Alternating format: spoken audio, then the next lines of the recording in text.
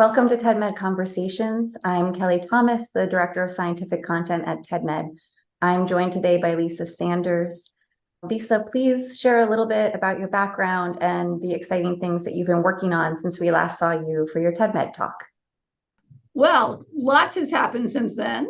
After working over 20 years in primary care, I left that position at Yale to become the medical director of a clinic where we see patients who have long COVID. And that's been extremely exciting. And, other than that, life goes on. I continue to write my column for the New York Times Magazine, working on a book, of course. And, everything else is the same. Everything but nothing, sometimes it seems.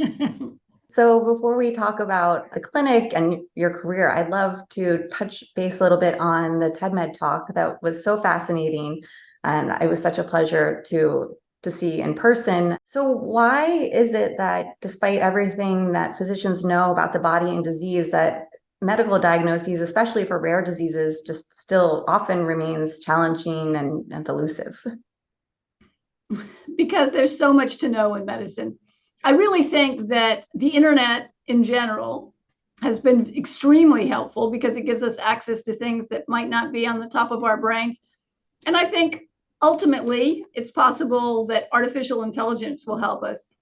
But I have to say that I think the most useful tool hasn't been invented yet, but is imagined in what I consider real artificial intelligence, like artificial intelligence as it is now, is really artificial human intelligence.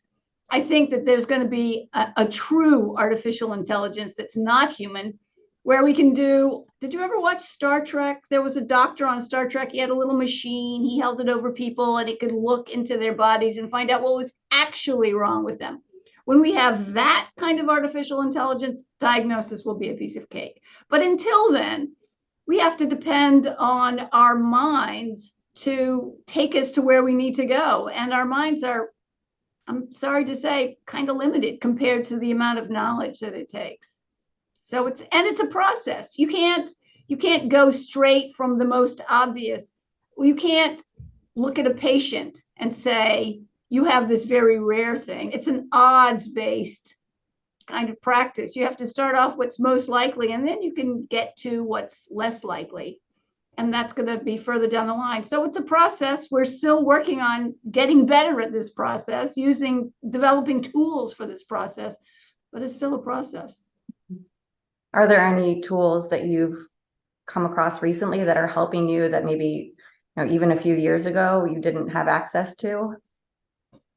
Well, I'm not one of these people that jump on the new thing. I have several friends, not doctors or not internists anyway, who think that ChatGPT-4 is the bee's knees.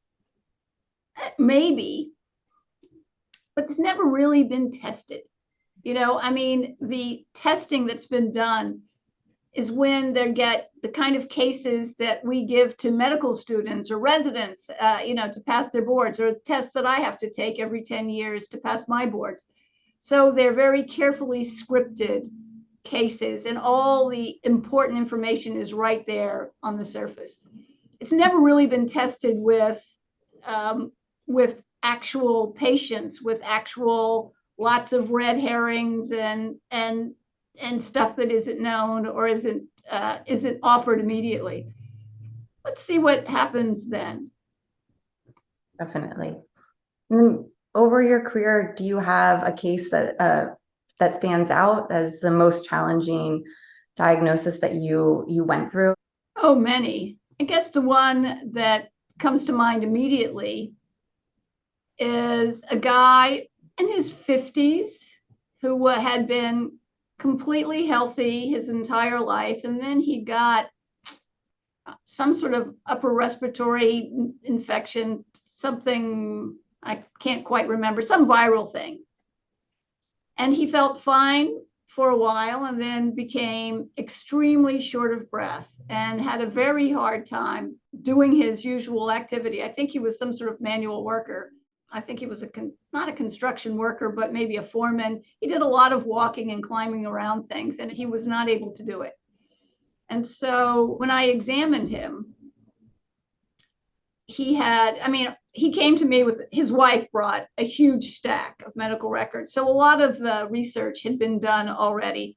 And I had looked through that and seen some of the things that people were thinking. But when I examined him, I could see that in his neck, his veins, his jugular veins were really full and very prominent. And his artery, which is right underneath it, was booming. And so it looked like, his whole neck was like throbbing.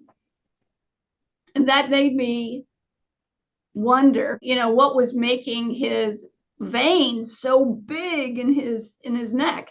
And he had constrictive pericarditis. That is, the lining around his heart had gotten stiff and was sticking to the heart. And it was like Tommy Boy, that movie where Chris Farley tries to put on a tiny little sports jacket. It's like big guy in a little coat. So this was a big heart in a little jacket. And it was really keeping his heart from filling up with blood or even constricting completely. Interestingly, that had been shown on an echocardiogram that he got earlier, but not recognized. And so I sent him for another echo. He went for surgery. His pericardium was peeled off of his heart, and he was fine. It was amazing. Lisa, I'm sure you're seeing a lot of these complicated cases in the long COVID clinic. What was the turning point or the moment where you decided to open that clinic? Actually, I didn't decide to open it. Yale decided to open it. And I was at a birthday party for a friend. And I ran into a neighbor who's a cardiologist. And she was saying that she was seeing a lot of long COVID patients and that they were opening a clinic that didn't specialize in cardiology or pulmonology or neurology, which is how COVID had been managed previously. They would just pick whichever symptom was most bothersome and go see that specialist. So they wanted to consolidate that to somebody who was more of a generalist. As soon as she told me that there was going to be a long COVID clinic, I was interested. I've been an internist and a primary care doctor. They're two different things, actually, for all of my career. And I thought this would be an opportunity to be in on something when it was just beginning, when so little was known. And I thought that would be, I felt very excited by that possibility. And so I immediately went home and sent an email to the person I thought would know the most about it, and eventually just applied for the job and got it. Congratulations. And I know you've been working so hard there, and you're seeing patients who have these really broad range of over 200 symptoms that really affect your entire body. Is there a pattern to what you're seeing as the most common symptoms at this moment? I think that the symptoms are fatigue and brain fog and tachycardia, which is often caused by something called postural orthostatic tachycardia syndrome, muscle pains, joint pains, and a few other things. But I would say, and sleep interruption. A lot of these patients have terrible, terrible sleep, which probably contributes to their fatigue. But, about maybe 25% of the patients that I see really have something else going on. And that's also exciting. I mean, part of my job is to address the things that are caused by long COVID. But the other part of my job is to make sure that there is nothing else going on. And so that balance is really interesting. Lots of things cause fatigue, and you just have to make sure they don't have any of the other things that cause fatigue. Absolutely. And these are pretty debilitating symptoms to have that really affect your quality of life, and it can last up to a year. How do you deal with helping them cope with the possibility that you can't give them something that's going to make it go away immediately? The first thing that I have to do is explain that long COVID is not like a single disease. We're not even sure what about COVID causes long COVID. We're not sure why certain people get it and other people don't. I can't tell you how many husband and wife teams come in and they both got it. One has long COVID and the other one is fine.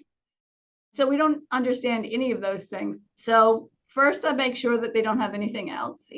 Almost everybody with fatigue gets, the kind of routine blood work, if it hasn't already been done recently, to make sure they're not anemic and that their thyroid is okay and that their kidneys are working and that their liver is working and all the usual things. A lot of people I send to have sleep studies. And I don't know if COVID causes people to have sleep apnea. I suspect that at least some of them have had it for a long time, and then the additional fatigue caused by a post-viral syndrome makes them even more tired. Once we get all the testing done, then we can try to work on what's left. For the people who have sleep apnea, hooray! Here's something that we can actually treat. A lot of the other things we don't have as good treatment for. One of the common complaints I hear is exercise intolerance. I can't exercise the way I used to. And many of those people have POTS, postural orthostatic tachycardia syndrome, where when they only feel good lying down. As soon as they sit up, and certainly when they stand up, their heart goes nuts, starts to beat rapidly. The way I explain it to myself is that this is kind of a neuropathy where the nerves that tell your blood vessels to squeeze the blood up to your heart are not working. And so normally when you or I stand, blood immediately goes from where it's stored in your abdomen and in your legs up to your heart, so that you have enough blood to get all the muscles the fuel they need to just do something as simple as stand. In patients with POTS, as we call it, that doesn't happen. And so either it takes a long time for the blood to get up to the heart, or mostly the heart has to work with a lot less blood.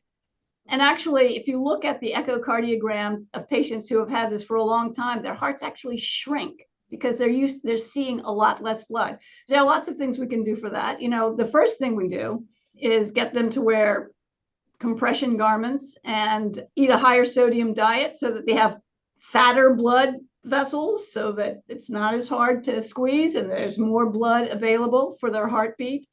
So there are lots of different, and then there are medicines that help do that as well. So try to identify what known phenomenon they have and treat that. Mostly they don't develop new and weird diseases. Mostly they develop the diseases we see in other people. And that's why being an internist has been so helpful for me. I've seen a lot of these things before. Mm-hmm. But it's also not just COVID that has done this. I mean, there are lots of diseases that have these long tails that have never really been looked at before. It's only with COVID that these long-standing problems have been taken seriously and really investigated.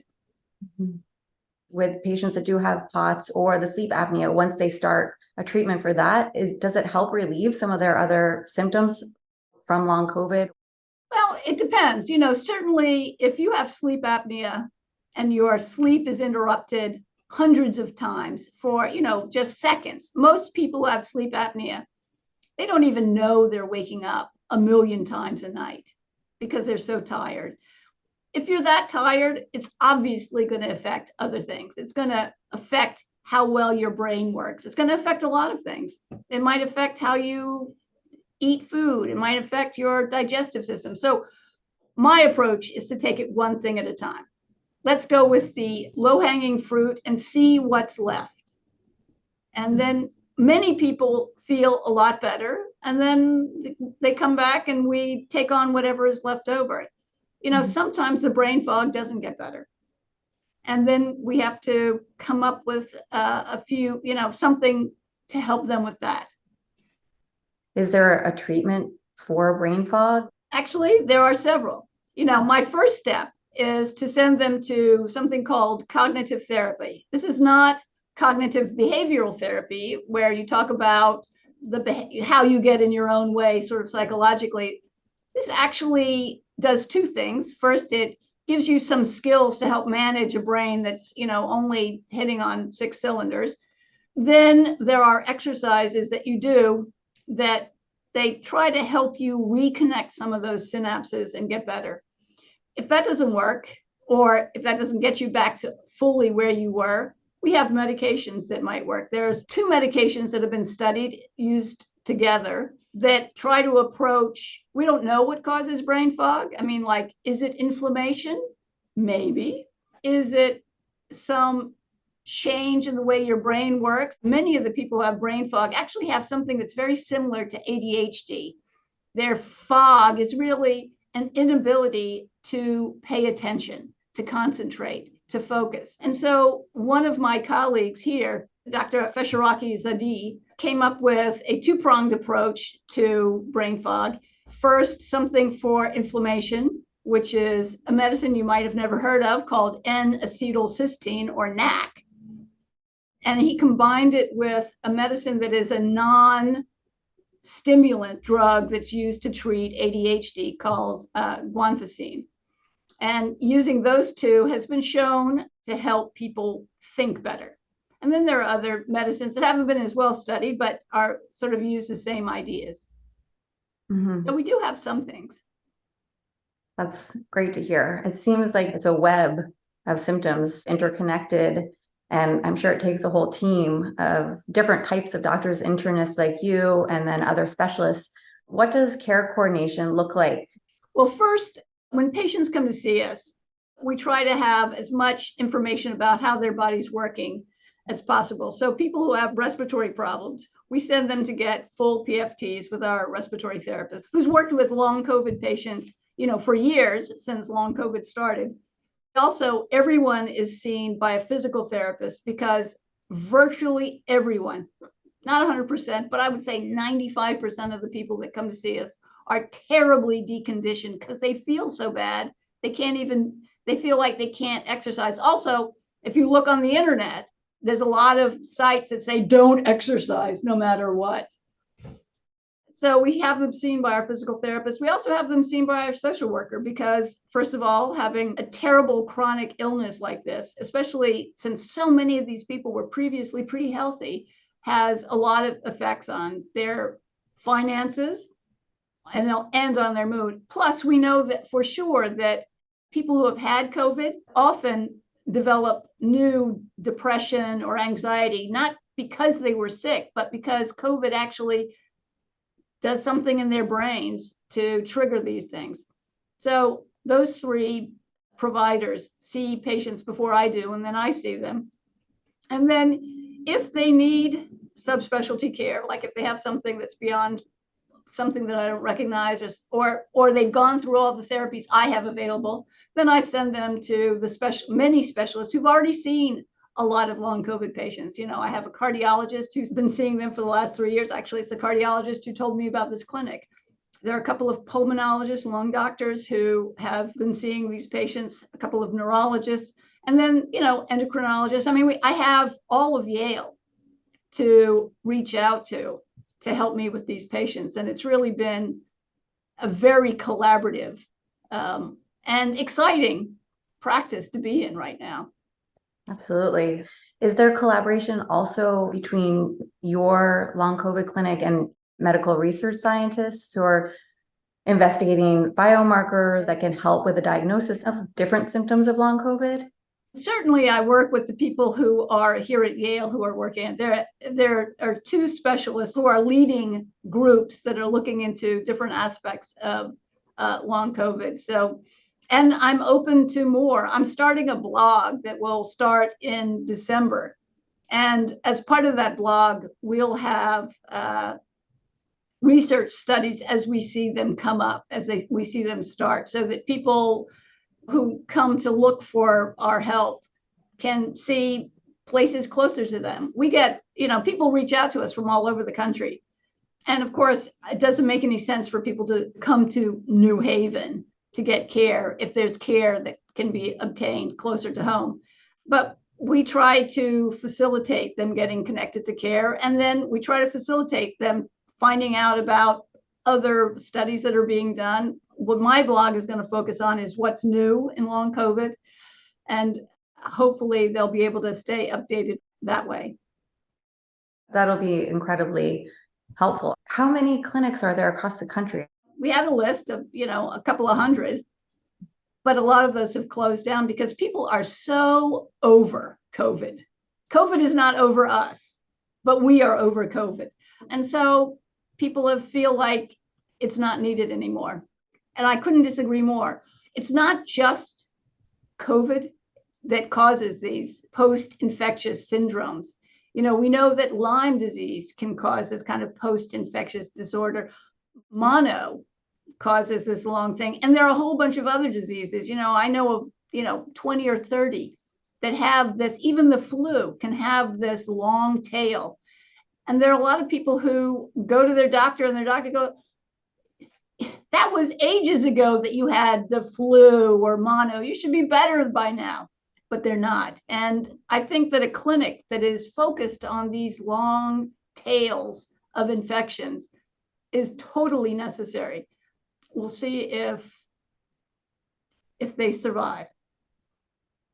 Do you think that concept, not just looking at the long tail of long COVID, but other diseases becoming more mainstream? Yeah. And in fact, Mount Sinai in New York City was one of the first long COVID clinics. They became a long COVID clinic the same way everybody got involved in long COVID. They took care of patients with COVID and they didn't get better. And so at Mount Sinai, they just a few months ago changed the way they present themselves from being a long COVID clinic to being a post-infectious syndrome clinic. And I mean, that's just the one I know about off the top of my head. I'm sure that other clinics are going to do the same thing because this is fascinating stuff. This is how our immune system is working. It's such an insight into an area about which we know very little, and yet which affects, tens of thousands, hundreds of thousands, maybe millions of people. We don't even know. There are lots of things that we've known about for a long time that turn out to probably be post-infectious syndromes like chronic fatigue syndrome, which is now known as myalgic encephalopathy chronic fatigue syndrome, because I think people thought that chronic fatigue syndrome wasn't being taken seriously enough. So there are a lot of illnesses that we now recognize to be part of this post-infectious syndrome series of symptoms. So I hope that we can move out from just COVID to all the illnesses that cause these kinds of symptoms. This sounds like the start of a new specialty to me, Lisa. Maybe a future specialty that you can pioneer at Yale at the medical. We are, though, seeing a lot of new research papers coming out, really trying to dive into specific biomarkers or developments of blood tests. And do you think that's possible and that can help the process for long COVID and maybe other post-infectious syndromes as well? I think so. I mean, there have been a lot of candidates put out there, things that, oh, look, we see this in people who have long COVID. And then they find out, oh, they're actually in people who don't have long COVID, which makes them a lot less useful. But I think that it's inevitable that we'll figure out some footprint for this disorder. I mean, there are already things that have been seen in patients who have long COVID. For example, a lot of patients who have long COVID have low cortisone, sort of one of the fight or flight hormones made by your adrenal glands. But there are lots of things that cause low cortisol. So that's not going to be enough. But I think people will come up with markers, with tests that can help us identify this. Anyway, that's my hope. And I think it seems very likely because there are a lot of smart people trying it, working on it. Mm-hmm. And that's a good sign. Absolutely. Well, Lisa, you are definitely a natural storyteller. And if long COVID has a story, what do you think the next chapter is? I think that what we've been talking about is the next chapter of long COVID, that we're going to see the relationship. First of all, that we're going to figure out how this all works, how an infection can change our bodies so these symptoms continue long after all the bugs are gone. And I also think that we're going to expand beyond COVID to all the other illnesses that can cause these long post-infectious syndromes. So that's what I see as the next chapter. First, we're going to have a better grip on long COVID, and then we're going to spread our interest to all the other causes of post-infectious syndromes. I look forward to seeing this unfold, and we at TEDMED are incredibly grateful for the very important work you're doing at Yale and elsewhere. Thanks. You're welcome. So I would like to talk about your very intriguing background. It's multifaceted. You have always been a detective by nature, first as a journalist, and now also as a physician. What happened that led you to pursue medical school after you had already established yourself as a journalist? I saw something that changed my sense of the possibilities of the world. I was working with a doctor, the medical correspondent named Bob Arnott, on a show called 48 Hours on Crack Street. It was a long time ago. And we were at Metropolitan Hospital in the Bronx in New York City. And it was 3:00 in the morning, and we were standing outside getting some air. We were in the ED just seeing what came in, because that was the beginning of the crack epidemic. And a lot of patients were coming in with problems from smoking crack. So we were just standing outside, and this guy walked up to us, ran up to us really, and said, "Are you a doctor?" And I looked at Bob, and he goes, "Yeah, I'm a doctor." He goes, "My friend was having chest pain, and we were coming to the hospital, and he suddenly collapsed, and I can't get him up, and he's lying in the grass over here." So we ran off after him, and there was this guy, and Bob put his fingers on his carotid artery, nothing. And so he looked at me and he said, "I'm not licensed to practice medicine anymore." And then he took both hands and thumped this guy on the chest really hard. And almost immediately, he gasped for breath and opened his eyes. I now know that he was probably in ventricular fibrillation, and that a kind of sharp blow to the chest can shock the heart out of that. I didn't know it at the time, but this guy who was dead came back to life.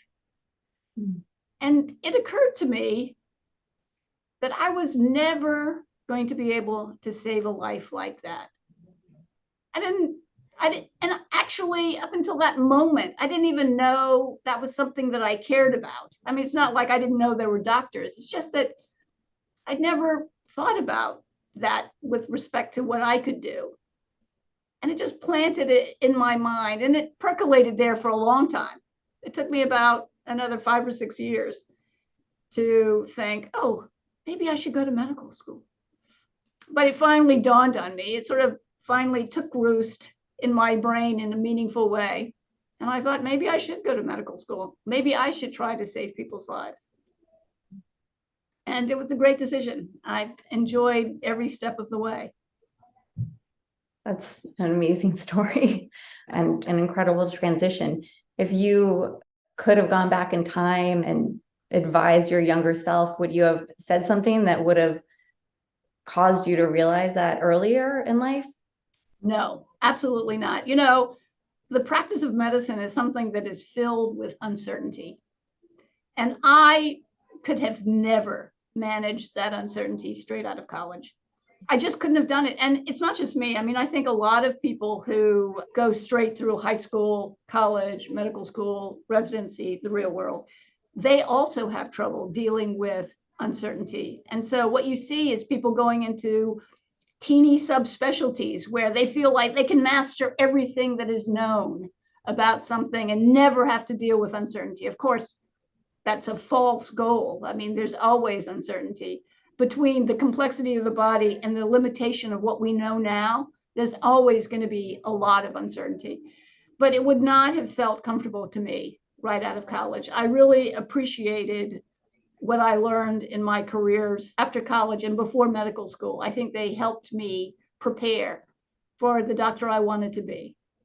Lisa, you have an incredible love of writing, and you are working with the Yale Internal Medical Residency Writers Workshop Program. What prompted you to join that program? Well, you know, when I became a doctor, I recognized that the tools that journalists use, and really the access to people's private stories that journalists have, is what doctors have.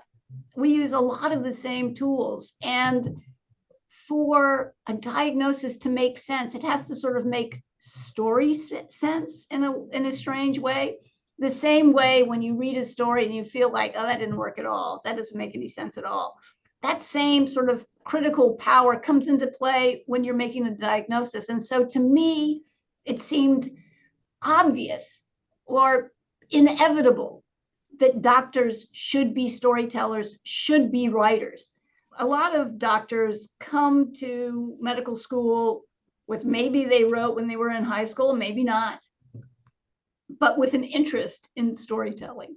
I mean, I think that's one of the chief motivators for people to be interested in medicine as opposed to science. I mean, all of these things tell stories, but the kind of human stories that doctors tell, I think, draws a lot of people who might also be interested in telling stories in a different way. And so to me, the writer's workshop is an opportunity to help people do that well. I think we have a lot of stories to tell. So many of the most important issues that we look at as a country, as a species, have to do with medicine.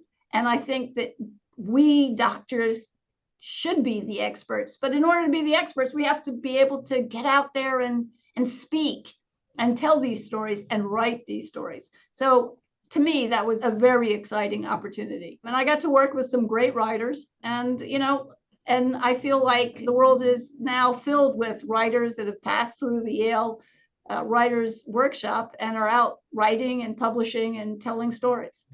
And that's a great feeling. That must feel incredibly rewarding. And you've brought together so many meaningful experiences from your career as a physician and a journalist, and you continue to do great work. And I'm curious to know, what is next? I think my next goal is to get other doctors excited about this aspect of medicine, this post-infectious syndrome. I think that it hasn't gotten the respect or the appreciation it really deserves. When I first said I was going to go do this, there was a lot of, really? And to be fair, a lot of these patients who have complicated syndromes or symptoms, and lots of them, they don't fit naturally into a primary care doctor's schedule. If you're a primary care doctor and you have 15 or 20 minutes to see a patient, when somebody comes in and tells you that they're dizzy, or their heart beats too fast, or they're tired all the time, or all of the above, something in you can't help but look at your watch and think, how much can I get done in the time I have available? And so these patients make doctors frustrated, in part because it shows up what's wrong with our system. We have a system that has no wiggle room in it. We have no ability to make room for patients who are complicated. So we just send them to subspecialists. I think that this kind of marriage of complicated patients and people with broad knowledge, like internists, is an obvious match, but we need the space to do it in. So I want to bring people into my clinic, show them how it works, and get them excited about these possibilities. And I hope that just as we have these writers that go off and write, I want to have internists who go off and start these clinics themselves, because I think that there's a need for it. And I think that it will save money, improve lives, and keep doctors interested. We've all been to the doctor who you think is not the least bit interested in your symptoms. Somebody who sees something different every day, like I do, that will never happen. So my next goal is to generate the next generation of people who do this kind of work. I think that's a very ambitious and important goal to have, and I look forward to seeing where you take this new journey. Thank you so much for sitting down with TEDMED today to have this conversation. We appreciate it. Well, thanks so much for inviting me. This has really been a great conversation. Thank you.